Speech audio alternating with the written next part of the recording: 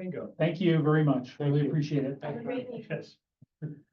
This is the Wednesday, October 9 meeting of the Somerville Fire Commission, and it is now being called to order officially. Back with the hammer. We have no public that checked in earlier, and apparently none that we can see. Is that correct, Chief? That is correct. Yeah, okay, fine. In that case, we move ahead to the approval of the minutes of our previous meeting, all of this having been distributed online. Hopefully you have all read, I have, and are there any omissions or corrections that need to be made? And no crickets said anything. I will take that as none. Do I hear a motion to accept as presented? So move. Second, Second. all in favor? Aye. The minutes of the previous meeting have been accepted as presented. A brief moment of personal privilege before we get into the full agenda. There was on, let's see, today is the 9th. So on Monday of this week, there was a city council meeting. A very short one. That's okay. And there was a vote at that meeting. The vote was 3-0. And the issue before the council, the city council, was to approve the appointment to a full-time voting position on the fire commission. And the individual who presented his credentials for that position was Chief Waterbury. What? Who did that? I don't know. Did you turn that in? Oddly enough, he was accepted. Oddly, yeah, oddly, is right. And congratulations Thank you. and welcome. Yeah, it was tough. There were- Wow, what a fun. You were almost outnumbered by those who didn't show up. I mean, seriously. When they said, oh yeah, you've got it by default, and I went, what? Yeah, I was only kidding there. Yeah, right. I thought John. Challenge you. Then you got an arm wrestling match. It's more. There will no doubt at some point in time be an opportunity for John to do the same thing. It should. Well, I listened to what you said. As long as you're an alternate, you don't time out. That's Yeah. what Well, he there you said. go. There you go. He's gonna get career alternate. He's already. Danielle already told me that. Right, knowing that little trick, he'll just stay right there. forever. Yeah, so, you can contribute to my campaign fund. Yes, right, exactly.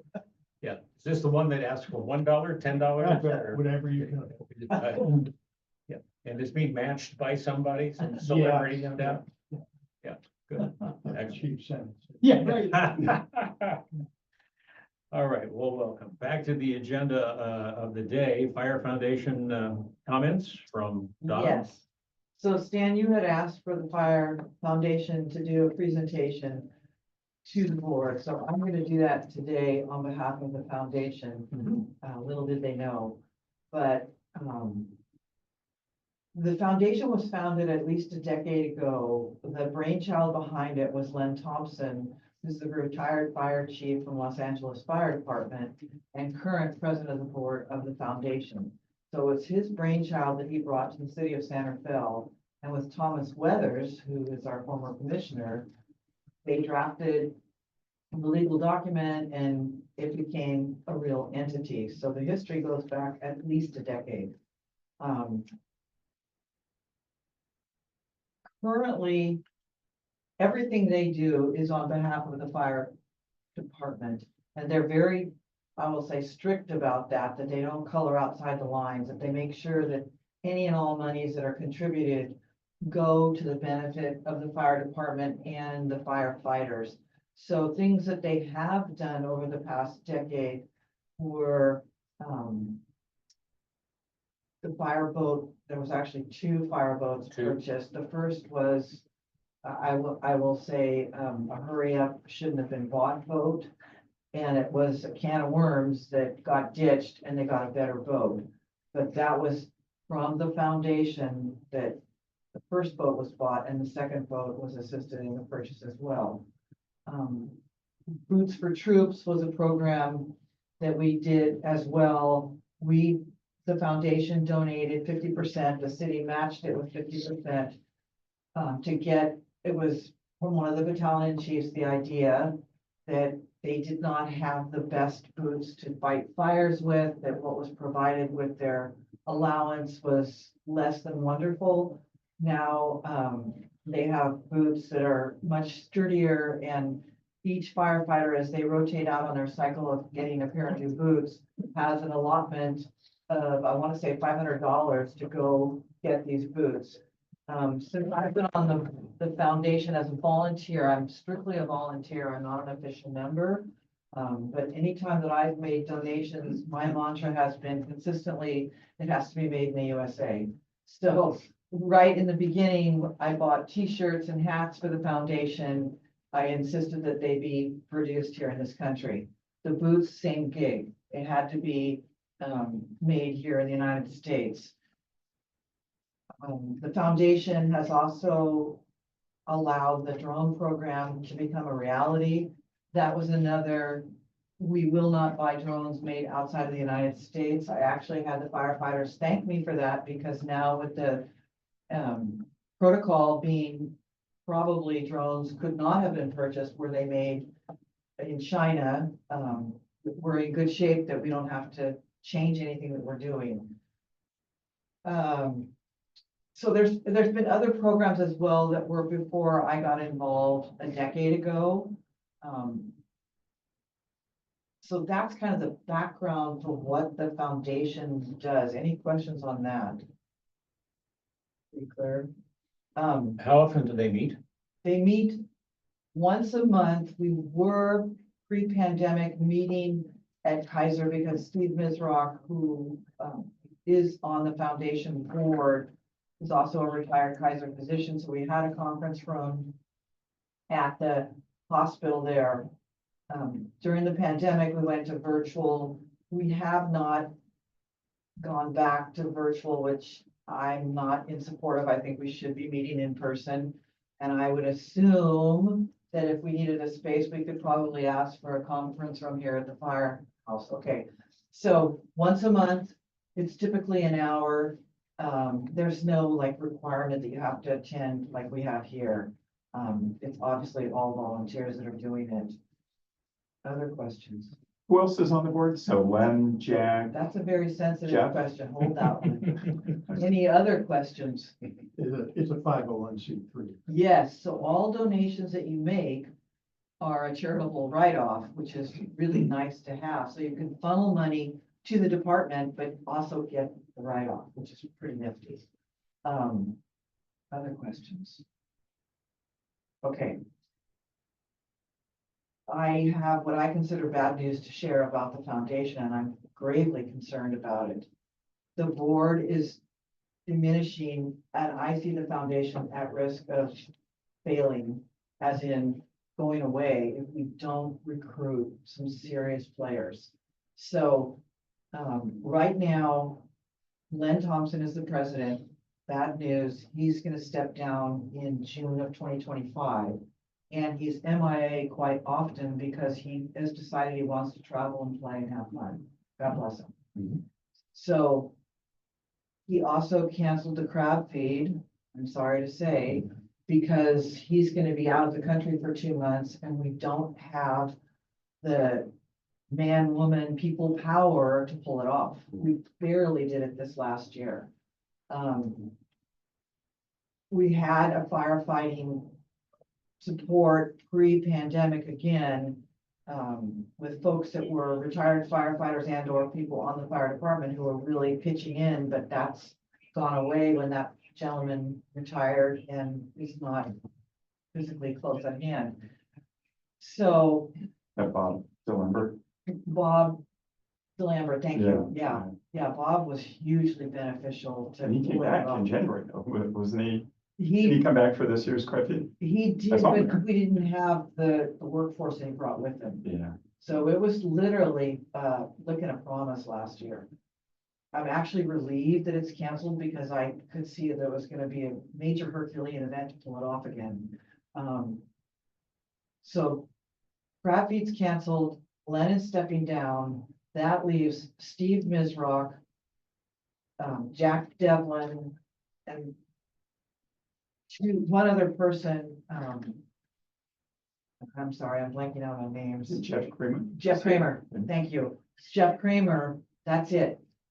We really need, in my opinion, having worked with them for a decade now, we really need a board of 10 to 12. We really need to hold up. I plan on going to the retired firefighters meeting to try and generate some interest, but I'm really concerned that, yes, we have money in the till that we'll spend down, but I can see it going away if we don't pull it off. As far as get more people involved, not only to serve on the board, but also volunteers if we want to do a fundraiser. In my mind, we don't really have to do a fundraiser. We can survive just on donations, but we've got to have a board that makes the executive decisions on how the money should be allocated and obviously helps develop interest within the community. So that's a plea to all of you. I know I've asked before, but now I feel like it's getting a bit desperate that if you know anyone that would like to attend a meeting once a month on behalf of the firefighters, we would welcome their interest, and you can funnel it through me. I'm happy to talk with them like I did when I recruited this guy. I'm happy to talk with people about the foundation. It's not a lot of hard work per se. The meetings are easy. They're really easy. But if the foundation decides to do fundraisers in the future, that's where then you need all the volunteers to help make it happen. And we can't really rely on the fire department because so many of our firefighters don't live locally. So it's a hardship on them on their day off to even think about coming back down to work an event. We've had them help in a big way. Last year was a godsend if they helped, but I'm just really concerned about it. So again, if you know anyone that you want me to contact or that wants to speak to me on behalf of the foundation, I'm happy to entertain a conversation. I have brochures here that they're out of date, and I thought, so what? At least they explain. So if anybody wants a brochure, feel free to pick one up and I'll leave the rest in the lobby. We have been getting a few donations of people dropping money off, which is lovely. I'd like to add a few zeros behind those checks. Always. Have you done any presentations to our firefighters association? No, and that's why I hope that Len would do it, being a retired firefighter himself, but it's pretty evident to me it's not gonna happen, so I'm gonna go. Okay. Is anybody here in Rotary? I mean, could an announcement be made, request for interested people to apply to the fire commission? Yeah. Get some interest there. It's natural for mine. I know several people that would love to have on fire foundation, whether they're gonna do it or not. Usually they're the same people that get tapped to be on other foundations, you know. But yeah, I'll put it out there. Right.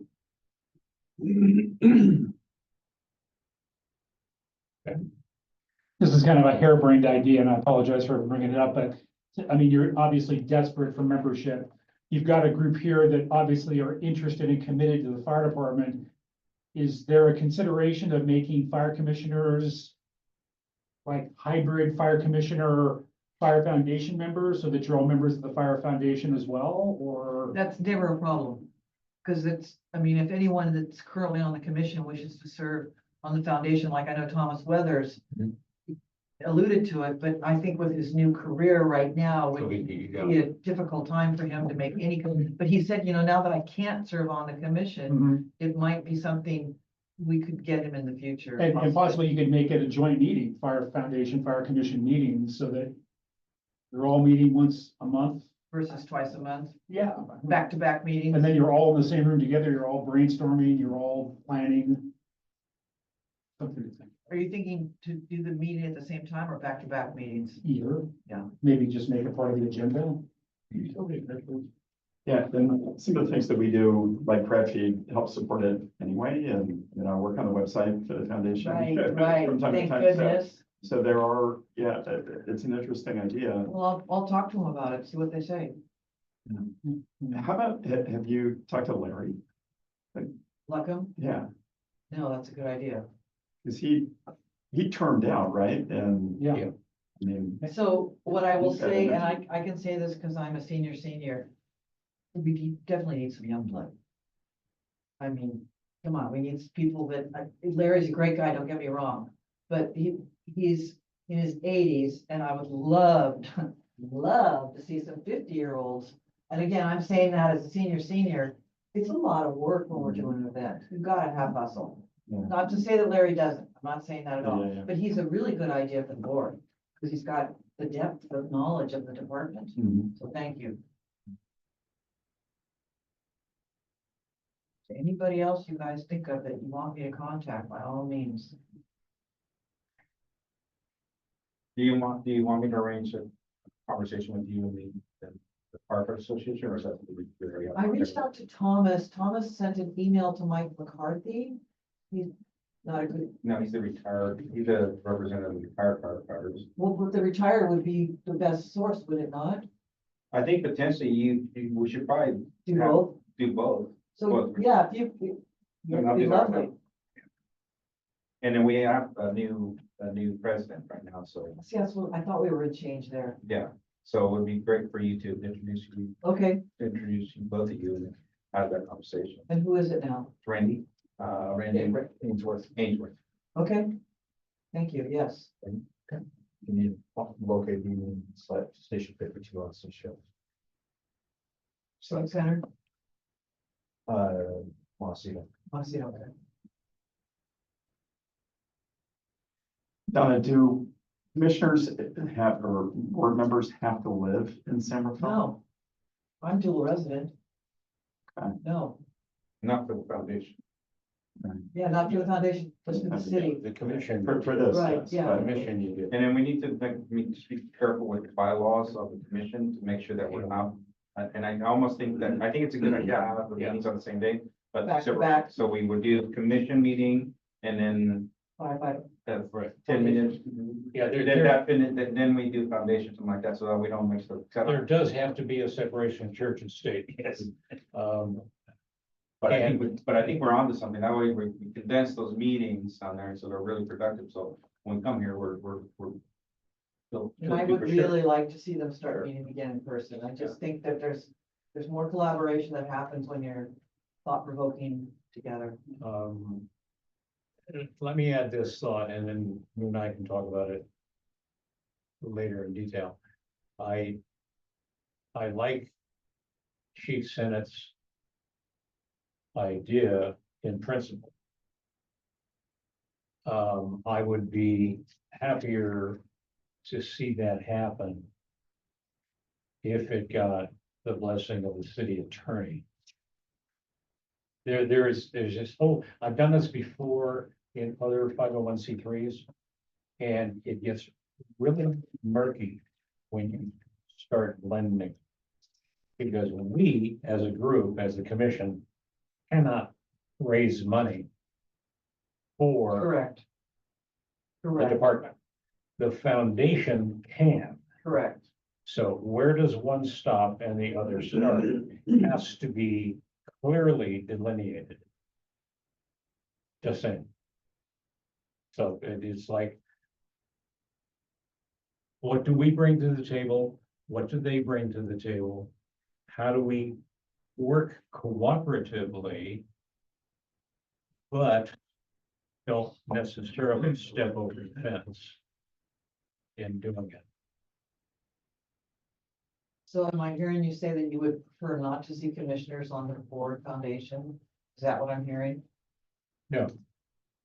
No, as a matter of fact, what's fascinating is how ideas float around, because I have one, which I was about to share with the chief said, at a later time, but it included bringing to the table as ex officio members, meaning not the seat is a position, not the person in it. And the person in it has no voting rights at the commission meeting. They can listen and participate in discussions. The idea being, I would love to see a foundation member. One. I would like to see I had three, why am I blanking on the second? We have an Eagle Scout troop that we sponsor, correct? Chief? Eagle Scout, we have explorers, we have our own explorer group. Explorer group, okay. Yeah. I'd like to see an explorer at our meetings. One, we would get into their head real quickly about the importance of the fire department. And two, it would be interesting periodically to hear from somebody who's under 25. The third member, where am I going with that? Oh, was the Firefighters Association, AKA the staff rank and file. Have a chair, because nothing is discussed at a commission meeting that isn't public.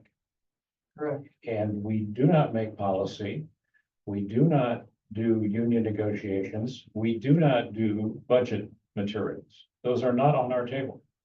So it's a clean slate.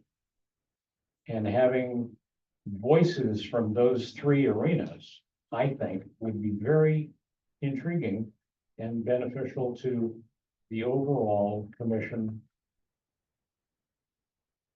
apparatus, lack of a better name. So where does that leave us? You and I can talk about getting somebody here from the foundation. That may be Steve all over again, which, you know, is not a bad idea. Obviously, he can speak for the foundation. He's a member of the board. And he knows this operation inside and out. Steve in Southern California? Didn't he move to Southern California? Steve Mizrock? Yeah. No, Not that I know. no, he's right here. Nadine moved to Southern California, he's local. Really? Nadine did, yeah. No, Steve He has, told me it was a crap feed. he was gonna move. planning on it. I'm not sure if those plans are still in play or not. Okay. Oh, wow, good to know. Yeah, well, okay, There was another one. yeah, when I saw him at the open house at 52, he didn't say boo, he was just here like he always was. But that's good You know, information that if yeah. that comes to pass, now we're down to 2 board That members. can always happen. Anyone, any of us. All right, Thank you. all right. Any foundation questions? I think we've kind of covered that base all over the place. All right. 150 anniversary subcommittee. Sunday, December 15th was the date. That's for Station 51 open house / public safety center open house. So Chief Bernard is here. We're briefly going to discuss the rededication of the plaque. So that's moving forward. Yes. Just an update on that plaque. We met with Captain Cespedes yesterday. He's going to mount that plaque for us in the lobby underneath the dedication plaque. So as you walk in the door and you're walking towards the fire department window, you'll see it. And then we're discussion of a subcommittee pop-up museum. So not sure if you guys have been able to come up with any ideas. Yeah, Okay. pop-up museum in my mind, well, we can get in detail later, but it seems to me lends itself to a video presentation. Because one, that's easy to handle, two, you're not really handling stuff. And so, okay, Anyways, they'll go too crazy. Lobby is not that big. yeah, right. So, but I'm sure like Steve Mizrock, like he has like buckets, for grade. Those would be like Yes. good. items to showcase. Apparently has one of the world's largest collection of shoulder patches. Yes, No demand. Chief Waterbury, I'm sure you have some ideas and we got some simple displays. Buckets from it. Could have used those last fire. Hey, John, for the Station 51 open house, I think last month we had talked about if there was a flyer for that, and then I Yes. can work to get that on calendars. Yes. If we want to drive Yes, ahead of, so I have some photos that I sent my daughter who will crank up the flyer in the next few days. I'm for it. awesome, okay. So, and then I'll talk to you, Chief, if we still are interested in doing an apparatus parade sometime next year. Mhm. And if that, maybe some windows so that we can start looking for that, because, yeah, so that's what we are. Excellent, thank you. Any questions from the table? No, okay. Current media. This was provided in the web feed. An article from the Marin Magazine. Appropriate for what the Marin Magazine puts forward periodically, and that's items of specific interest to Marin, this being the health and well-being of first responders, also discussing in particular the passing of several members of various fire departments in Marin and what took them down. And in most cases, it was something that they contracted while at work, being an ever ongoing issue. Protective clothing, even in some cases, the clothing itself. Anyway, if you haven't read it, it's a good read and an eye opener. I'd like to make a couple comments on it. I was the one that picked it up. Mhm. 465 firefighters in the 9 fire agencies across Marin County continues to rise at an alarming rate with cancer diagnosis. That's not a small number. And then it went on to say on the second page, the International Association of Firefighters found that nearly 75% of those honored at the Fallen Firefighter Memorial in September 2022 died of occupational cancer. So I wanted you all to be aware of this article because I was happy to see that we'd all heard about San Francisco crying foul on the apparel. Well, this was addressing in our county as well. It's front and center that they're looking to reduce the carcinogens in the turnout apparel. So yeah, it was definitely written about a particular firefighter, but it went on to talk about the risk to all of our firefighters. And I wanted to make sure that you all got a chance to see it. Thanks, Donna. That one really hit home for me. Matt Alba is a friend of mine. I've known him for about 10 years. Our kids go to school together. He's San Francisco Fire Department, but I've seen his entire journey and it's really emotional Yeah. to see things like that. Yep. Any further comments? Any other media to throw on the table? Okay. Individual commission reports. I have none. David? Just want to say congrats to the chief and the others at the ceremony. That was really nice, very special ceremony, and thanks for inviting all of us as a part of that. Question, I think it was about a year ago that Tom Weathers and I did a ride along and would love to do another one. So is there a protocol for doing that? Should we go through you or? You can go through me, the Thomas, Chief Senate, you guys are always welcome, and there's no protocol for you. You guys are always welcome. Okay. So to start it, because I was talking to one of the captains and it was Grant Samson. And I think he's at 54 or 57. Okay. Yeah. So should I just reach out to him directly and schedule a time, or should I go through you, Bob? You can go through me, that's fine. Send me an email. I'll Okay. coordinate, pick a day that you'd like and like a time window that works for you. I'll Okay. check to make sure it's okay with the battalion chief and the captain on duty and we'll get it scheduled. If it doesn't work that day, we'll find another day that works. All right, sounds great. And if anybody wants to join me, I'm gonna tell you, I did 52 Mhm. with them. Get ready. yeah, We never stopped. Busy hours. From 10 in the morning till I stopped at 3 to be here by 4. You were with me, Ken. We never stopped moving. so that was. I didn't even 52? get the front, yes. And what time, what day of week and time of day? I got there at 10 o'clock to give them a chance to all get settled. Oh, what a joke. I was 2 feet in the front door. We got a call, boom, we're gone. Now, there wasn't a single call that was a bona fide fire. Yeah. But it was a really good, like, damn, these emergency calls are bonkers. Yeah, You know, I fell down and I can't get up. yeah, Yeah, it was a very good education, but you get your rest the night before, you're gonna be busy. oh, so you started 10 PM? 10 AM, Oh, okay, all right, but we never stopped. yeah. And I did both the ambulance and the big fire Are you truck. in the ambulance also? Oh, yeah, Yeah. Yeah. Those guys never stop. yeah. Cheaper note, I think I did it with, your crew at 51 a year ago, and I think we had one call that Oh, was pretty eye-opening, well, so Tra- 52, you're traffic. gonna be busy. traffic call, so, okay, all right, good to know. So I'll work through. Sure. Bob, and if anybody wants to join me, let me know. Ken wants to go again, I'm sure. of it. Sure, I'll jump in anything, yeah. Pulse point, does everybody have pulse point? down? Yeah. Yeah. Okay.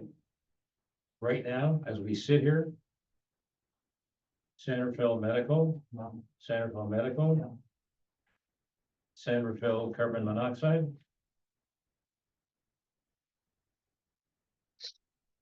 I mean, everybody else is in the party too, doing, medical is the overriding call in all jurisdictions.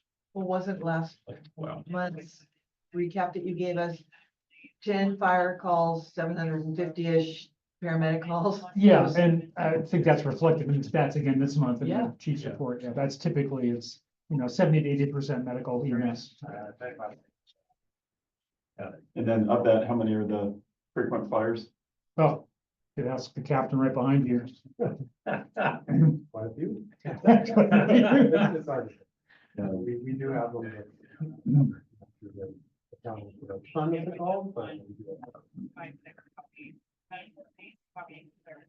Ken, So, kind of little regards to this, there's this woman I work with, and you guys might have heard this thing, she's the insurance broker for this entity called FARA, Fire Agency Insurance Risk Association, and in Marin, she insures Southern Marin, Tiburon, Stimson Beach, Navarro, those fire groups are part of the deal, and there's 150 of them, and this is a big topic, and she was going to come as a member of the public today, but she would like to come next month if she. Anytime. Is that okay? sure. And so she's pretty sharp, and so she'll just kind of give the commission like, hey, this is what we're trying to do for some of our agencies, and give some color stuff you guys are probably way in advance of, but it would foster a good conversation maybe for the commissioners. Other than that, I don't, I've been traveling, so I don't have. Off the wall question, with various hurricanes basically taking out states at a time, fires around the world, and just the quote average business of homes and cars and medical and everything else. What's the status of the insurance industry? Stable, Oh, under pressure? no, so that the recent Hurricane Helena probably won't touch the reinsurance world because you just didn't see a tremendous amount of destruction that wasn't associated with flood. And flood is kind of a separate peril. You'll get that under the NFIP, National Flood Association, Right. flood insurance program. So you're not seeing that. It's not going to hit the Travelers, the Hartfords, the AIGs of the world. So it's not going to trigger the reinsurance world. So the reinsurance guys will go pretty much unscathed. That's that was on that one. But this one will whack it. But they've made so much money over the last 4 years. they'll be, they're trying to pay. And, I mean, it's my industry. I'm a broker, not an insurance carrier, but they're gonna use it to drive rate. I'm not saying that it's not justified, but it will sustain rate. Right? Insurance companies are making a lot of money. Yeah. Take Travelers, for example. The way you gauge insurance companies is their combined ratio. It's a ratio of what premium charge versus losses. Their ratios, last time I saw it was an 86 or 88. That means that they're paying out 88 cents on every dollar they're bringing in. Because they've walked away from so much. They've walked away from wind. They've walked away from wildfire, right? But you'll see there'll be pressure on the board to say, we need you to take more risk because when you're right around 100, that's how you can charge rates. When you don't, we're a regulated industry, right? When you got an 88 combined ratio and you're filing with departments of insurance to increase rate, it's not looked upon so well, right? So that's really getting into the weeds, but to answer your question, the insurance industry is in a position to pay claims and they're very stable. They've been making a lot of profit. This will be a big event. It will be, whatever, maybe 40 billion, 45, 50 billion dollars worth of losses projected, maybe. I think Helena was somewhere between 8 and 14 billion. So I hope that answers some of the questions. Interesting. After a while, it becomes big money. It's big As money. the phrase goes. Yeah. All right, I was just curious, because you can't pick up a paper or see anything on whatever kind of media you're looking at or listening to and not hear disaster, disaster, disaster, disaster, and know that, somebody's getting Yeah. their insurance thrown out the window. Yeah, so for you guys, when people ask you a question, just say the insurance industry is in a very stable position. They've managed their exposures better than they have in the past, before like 2017. It's not helping us though, right? Got it. Donna, anything else you want to add? No, John? Just a reminder for our commissioners, we are in the middle of height of wildland season. No active deployment right now. Not from South Fall. And then, for the term USAR, Urban Search and Rescue, do we have any San Rafael people that are part of any USAR teams? We have a couple of people that are on Marin counties. Okay, so Marin County has a USAR. The region team. Regional.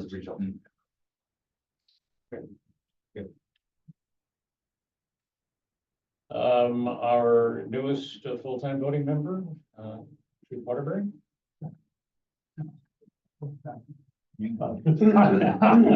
This better be good. Anyway, since we last met, I worked with the Marin County Fire History Organization. That's trying to keep the history of fire service in Marin County alive and going. And they were interested in our postcards, which are stored down Thurston Park.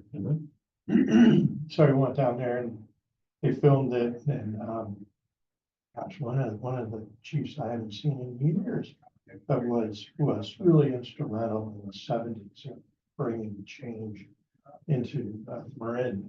Chief Bill Lellis was there, and it was a pleasure to see him. Worry about him when the kids getting older, but anyway, they're gonna video it. They're gonna have it out. They did video it. They're gonna be putting it out for everybody to see. Okay. When it's ready to be viewed, you'll distribute a link of some kind we can all go to? Yeah, I will. They're just finishing it up. We're going now to pictures of volunteer firefighters in San Rafael. And then they're gonna work on Terra Limit. CSD, Community Service District Fire Department. That's kind of how this is working. Should be interesting.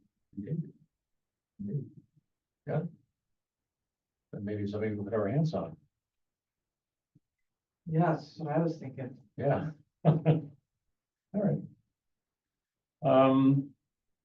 Chief and chief. Chief, want to start it off? Yeah, I'd like to introduce Randy Ainsworth. So Captain Randy Ainsworth is also President Ainsworth, the Centerville Firefighter Association. He's our new president for the Fire Association. So I'd like to meet everybody, and I just sent you an email to try and get a meet and greet with Commissioner Custer to talk about the foundation and see what kind of support we can provide them, and vice versa, they can provide us, if they can provide us a good chunk of money for routes and all sorts of things. So having that conversation, so just an introduction to you both, please. If you guys could bring that. Anything you want to say to the commission, or? No, I think I've met most of you in person. If not, I work at Station 52 on C shift right now. I've been here for a little over 12 years. I was with Cal Fire for 10 years before that. And I've been in the vice president role, secretary, and now president for almost 2 years. I've been very active, and I look forward to helping wherever I can. See how right along, or Thank you. Good, thank you. That's all I have, chief. A little backstory on retired Chief Lellis. Chief Lellis started his career in Larkspur and became, eventually worked his way up to the chief. But when I was 15 years old, I knocked on the door of the Larkspur Fire Department asking if they had a cadet program. And he was the assistant chief at the time. He opened the door, he answered the door, he opened it. I asked him that question. He said, "We don't have one, but why don't you come in? We'll start one right now." And thanks to him, I'm here today. That's a good story, man. So, That's cool. I'm grateful to him. Yeah, Chief Wallace is kind of one of those, Look how you can influence lives. Is that something? yeah, anybody that went through the fire academy, the College of Marin, Chief Wallace. And he worked for a number of years. I eventually got hired there. He was my chief for many years, so a very close working relationship. And then you left them and came to us? Oh, no, he was long retired by the time long retired. Anyhow, I'll summarize quickly the chief's report for you. On page 1, there's a photo and a quick story on one of our crews, Captain Cespedes, Engineer Beal, and Firefighter Bergeron. They took it upon themselves. This was pretty cool. They went down to the Public Works Department, borrowed the bucket truck down there, came up to Station 51 and worked on the antique railing that's above the doors.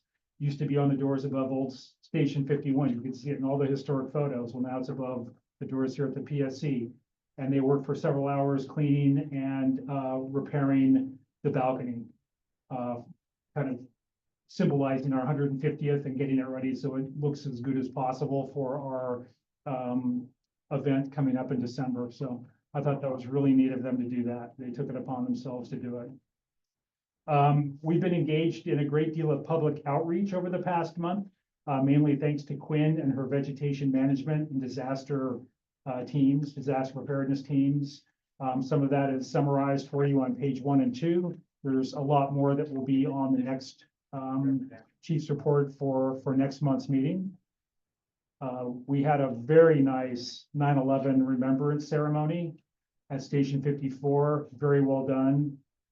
Commissioner Chung, thank you very much for all of your work and coordination, and Chief, very nice. That was one of the, I think, nicest memorial services that we could have asked for. Bagpipe band, everything. So very nice. Thank you for that. There's a summary of this was the first annual kind of formal badge pinning ceremony. We've done it in the past where it's been on a much smaller scale. The chief planned a much more formal ceremony this year, which is now going to be an annual event. It will include all the members who were promoted over the past year or past probation. Is that it, Chief? Correct. Yes. So just capturing everybody at one time. Then there was a lovely event at Falkirk Mansion afterwards. So very nice, very well done. And the chief obviously was pinned as well as our new fire chief, and that's on page 3. There's an operations update, and I was gonna ask Chief Bernard to give us an update on the new ambulances. We've got 2 new ambulances. Chief Bernard and firefighter Villalobos went up to Washington State on October 1st and 2nd to inspect our 2 new ambulances, which were a piggyback on a Berkeley order, if I'm not mistaken, correct? In order to fast track the purchase and achieve significant cost savings. They're 2 very impressive units. I went down and looked at them yesterday, and they're gonna be great. I'm sure the crews are very excited about getting these added to our fleet, so. Where will they be stationed? We haven't figured it out yet. It's, well, 52, 57, but we haven't figured out the full, since the other ones are fairly new also within the Yeah. year. So I think we're gonna probably pull the 2 that we have right now, pull those out and put them in 55, 56. So they're kind of like the third and fourth out, Sure. and then try to get the mileage passed out so that we will actually like, they'll be roughly, if I can See keep them with- vintage. Yeah, Yeah. if I keep them within 5,000 miles of each other, I think I'll be pretty happy with that. Very impressive units. Look similar to the new ones we just received less than a year ago, but slightly different, very impressive. Major milestone here to report. The Mira radio system, the emergency radio system for public safety, which has been undergoing a next-gen transformation for probably the last 10 years, has finally basically Yes. gone across the finish line in this past week. The switch was flipped and they went to the new 700 megahertz system, migrating to the new next generation equipment. Huge undertaking, but glad to say that it's mission accomplished. There's some bugs, they're working them out. Everything's under control.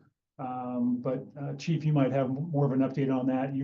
Chief has been very involved in the kind of the final stage transformation, the rollover and the implementation. So I should really, defer to you on that. Yeah, and then, that's the technical part of it, but the non-technical part of it is the actual, moving over the channel. So we have command and tactical channels, so we have policies that go on, and what we witnessed is that there was a lot of policies in there that were both policies that really nobody understood why they were there.